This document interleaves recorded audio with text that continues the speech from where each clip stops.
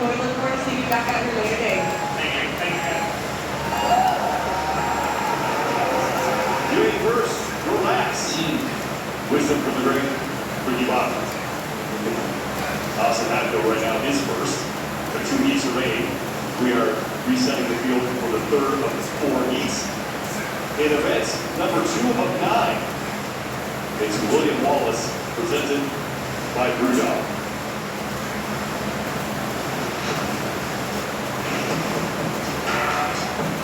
Sean, it was one hot object after another. We talked about the unique experience here at the Rogue Invitational.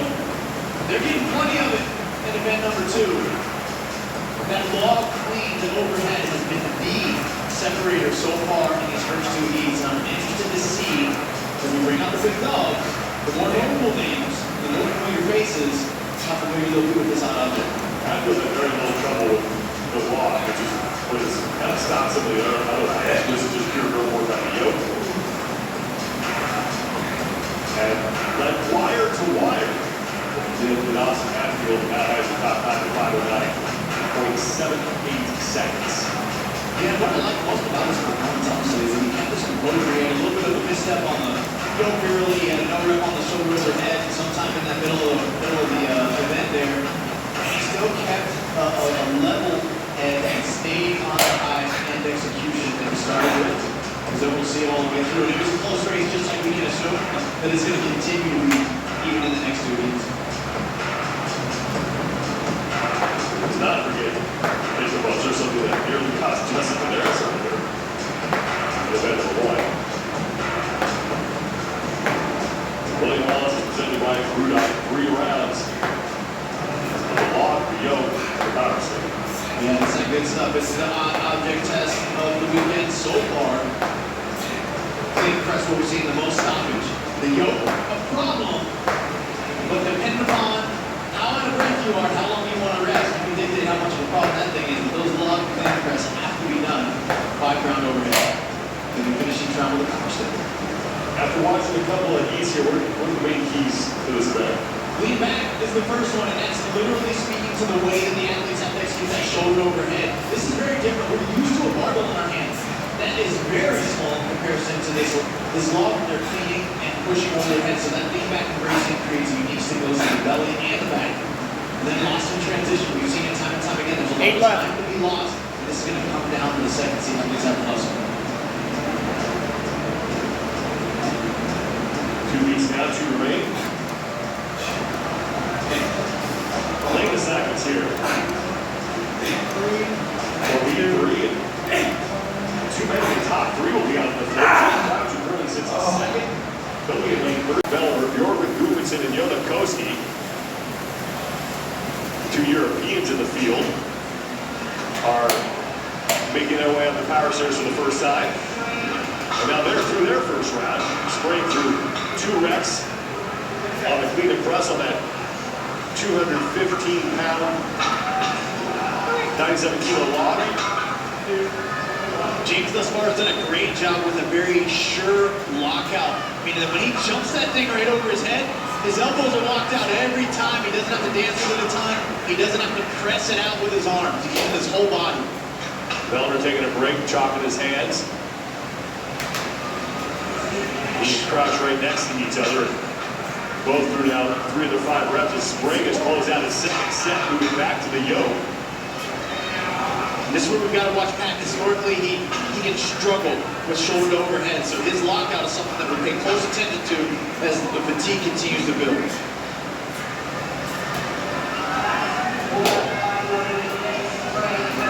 Crouch and Bellner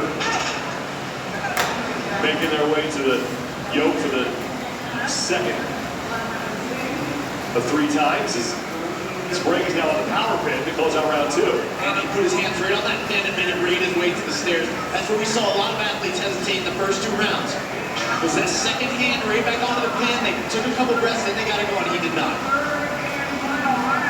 Sprague into his last round. Crouch and Bellner to the power pin at the same time. And Bellner is 1 step ahead of Jay Crouch, and the 2 of them are into the final round of this event. 5:09.78 seconds. That's the top time so far from Austin Hatfield, who did that in heat number 2. This is the third of 4 heats here in the second of 9 events. But these men will face over the next 3 days. James Sprague continuing to lead.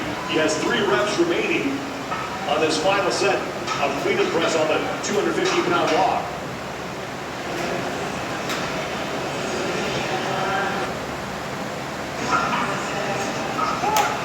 James still looking very sharp, and this is where he has to have that urgency. Internal clock to really push his threshold to pick it up again. Feller's a rep ahead of Crouch. Sprague to the yoke for the final time. 605 pounds, 274 kilos on the yoke for Sprague, who makes quick work of that. Feller with 1 rep remaining. Sprague is on his last power pin and looking to smash Austin Hatfield's time. And James Sprague, 4:13.83 seconds. And I'm impressed here, Sean, even what Pat Feller's about to finish up right here.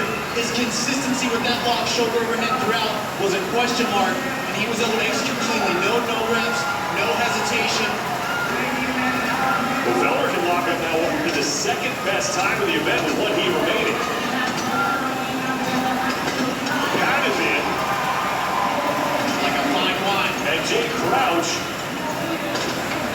that's going to be the 3rd best time that we've seen as all 3 of those men beat Austin Hatfield's mark of 5:09.78 seconds.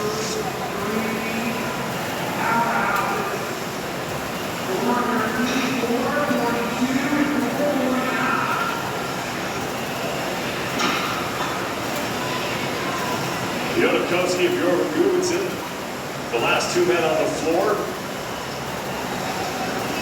Koski with 2 reps remaining here in round 3 on the log.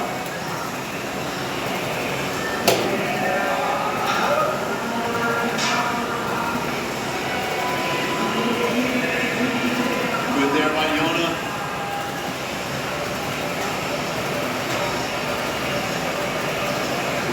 This is almost akin to that log muscle up where watching this, friends and family are like, pick it up, pick it up. They just don't understand the focus and accuracy that goes into jumping that thing right where you need it to be overhead to lock it out. Now, you want to talk about experience. There's 21 games appearances between these 2 guys who are still out there on the field. Yeah, it's phenomenal. Consistency. Not only through their finish on it, they've been able to build and sustain through the years, but it's the durability that really astounds me. Their body's ability to tolerate the training volume and the intensity and do what they need to do to get to this level every year. Yodakowski is done, and Gubinson will make it in well inside that time gap.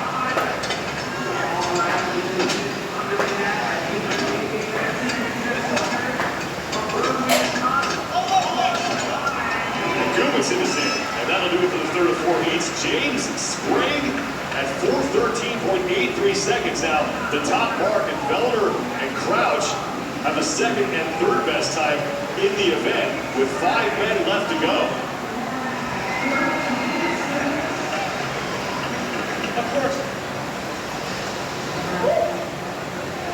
Come on. Thank you very much. Another case of a man leading wire to wire. James Sprague got out early on those cleanup presses, and no one was able to catch him. Yeah, we know one thing about James Sprague. He has got a lot of energy. And I'm going to tell you right now, he didn't lose an ounce of it round through round. He started fast, and he stayed fast. Fast in the beginning, fast in the middle, and fast all the way through the end. It was that log clean and press and the efficiency that he had there that allowed him to move with urgency on the yoke and the power stair. And what a time. That's going to be a tough time to beat for the next heat, 4:13.83. And one of your keys lost in transition, and he was really good at getting from the yoke right to the power pin, and as a result, has the top mark at 4:13.83 seconds. Feller and Crouch in 2nd and 3rd. Hatfield Parker now has the 4th best time, and Colton Burton is still hanging around. 5th overall right now with 1 heat remaining in this event. Down to Kiki Dixon with James Sprague. James, you just set an excellent time on this event. Last year you came into Rogue Invitational on the outskirts of pneumonia. How are you feeling coming into this event, and what can we expect from you? Oh man, yeah, last year was a mental battle. I came in here just wanting to do my best and put my best foot forward and not look at the leaderboard. And this year, I have my eyes on the top. Obviously, all of us are out here just trying to give our best, but I feel like everyone knows here now what everyone's capable of, and I think there's 10 of us fighting for this top, and it's just so exciting. So yeah, it's nice to be healthy, nice to be back with the boys, and nice to be doing one with my father, who's my coach back here. Now with this event, what did you feel like gave you the edge here? Yeah, just understanding, I am a big guy. Stop thinking you're weak, James. Like, that's the thing I've worked on for so long is my strength, and just trying to develop barbell, odd object strength over the last 10 years. So just shifting my mindset to like, hey, you're actually good at this now. You've worked hard for it. So like, have that confidence, have that humility going into it, but have the confidence too. So definitely helped just believing in myself a little more. Now we're in Scotland. This event is named William Wallace. Have you seen Braveheart? I haven't. It's been so long ago, long time. So I guess I got more work to do. Amen. Thank you so much. Thank you guys. Thanks for being here for us. You guys are amazing.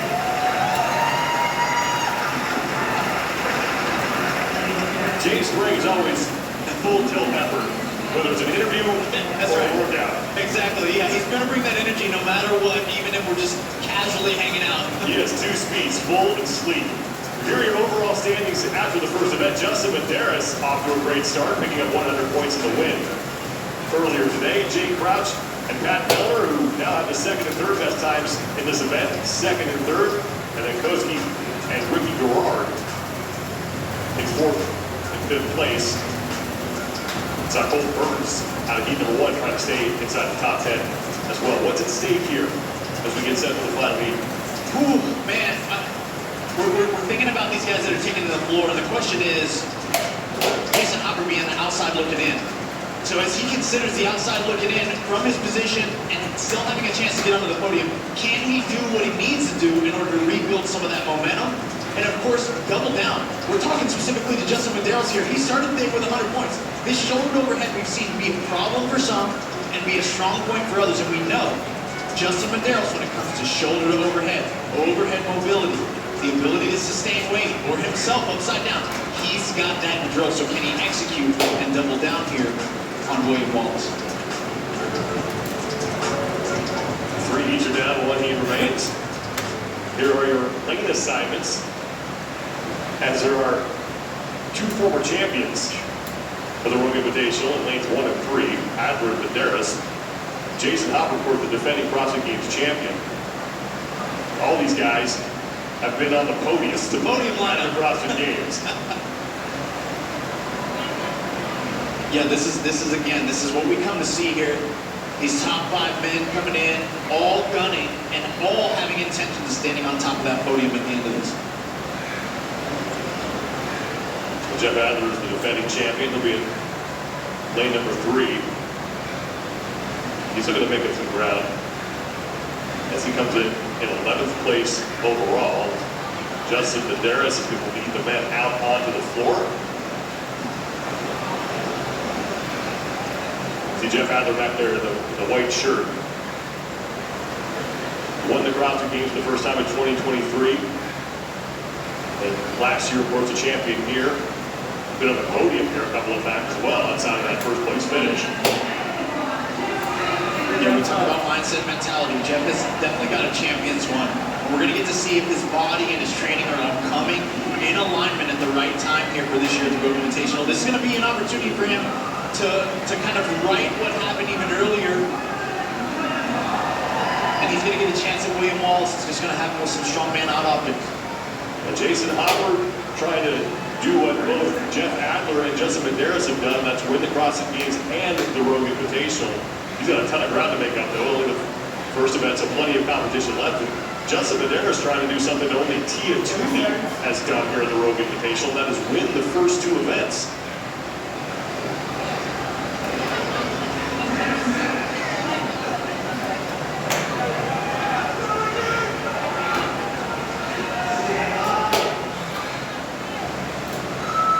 Fourth and final heat is underway as James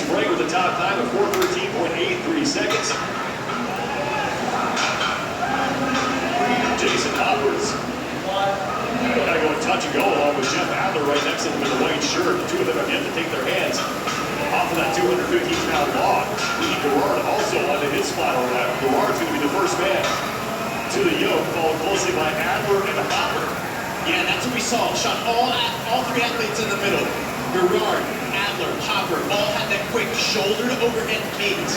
Where the athletes on the outside, Trenikov and Justin Medeiros have a pause there in that catch, and that's a separator. Medeiros is on to the yoke. Valkyrie bend to the power stairs for the first time. 300-pound power pin. They got a lug to the top of that. They'll close out round number one. Adler and Gerard done at the same time, followed closely by Hopper. Justin Medeiros is making his initial ascent up the power stairs. Here comes Roman Krenikov, closing out his first yoke carry. And we start round two. 5-4 clean and press on the 215-pound, 97-kilo log. As Roman Krenikov is closing out his first round. Didn't necessarily expect to see Roman so far back with these odd objects. I was thinking this is going to be an opportunity for him to make some moves. But we see him here, and I think a lot of that's a result of the way that he approached this log. We're going to see if he adapts and changes anything going into round two. Adler is slightly ahead of Hopper here. Gerard currently sits in third place, but not by much. As now Jason Hopper has taken the lead, but Adler is right behind him. Adler just finished up his fifth and final rep. Two of them hustling back to the yoke. 605 pounds, 274 kilos.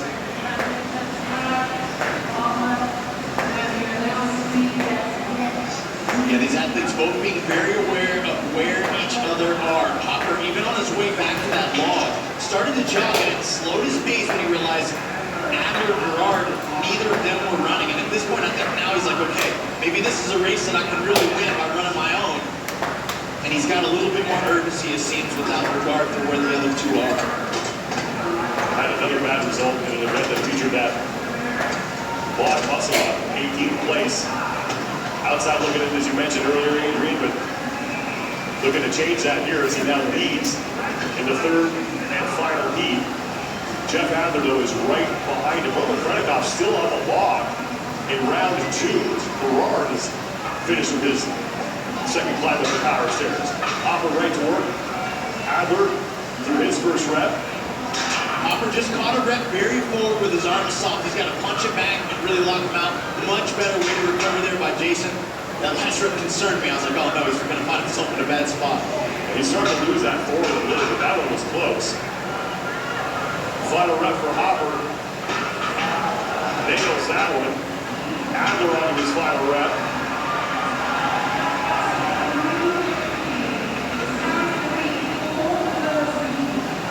Adler just closed out his set. Jason Hopper opening up a lead. Now can he catch James Spring? 4:13.83 seconds. Hopper's got plenty of time. But Jason Hopper looking to go from nearly last to first. 18th place in the opening event. That is going to change here as Jason Hopper, the 2025 fittest man on earth, picks up the event win. Sub 4, 3:45.55 seconds. And Jeff Adler can pick up a second place finish as he goes sub 4. That's huge for him. Both of these men on the outside looking in, looking to rocket up the standings and put themselves inside the top 10.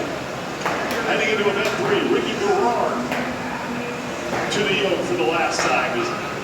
Medeiros and Krenikov are still out there on the floor.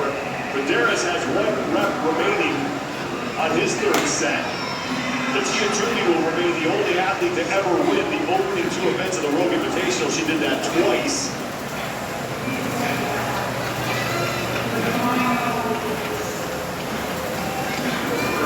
And that's exactly what you wanted to see from Hopper and Adler coming in. Adler with an 11th place to start the day, even is in that place where he necessarily wants to be. So outside looking in, both these men are going to find themselves climbing the podium. Gerard across at 4:42. Justin Medeiros up the power stairs for the final time. It's going to be tight on top of the overall standings. But now times from the prior heats are starting to factor in. Medeiros in at 4:55.49 seconds. And Roman Krenikov with 3 reps remaining. Less than 3 minutes to go before he runs into the time gap.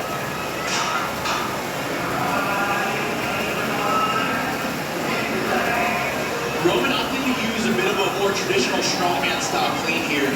When he laps the weight, he extends his hips and keeps them extended, almost muscle curling that thing up. Whereas a lot of these athletes earlier that had the most success were treating it more like an Olympic lift. They jumped and jumped to get into the front rack and then to overhead.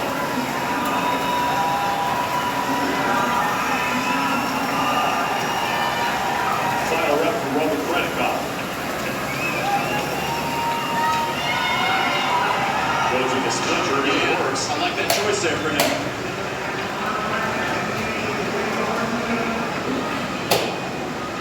Last yoke carry for Roman.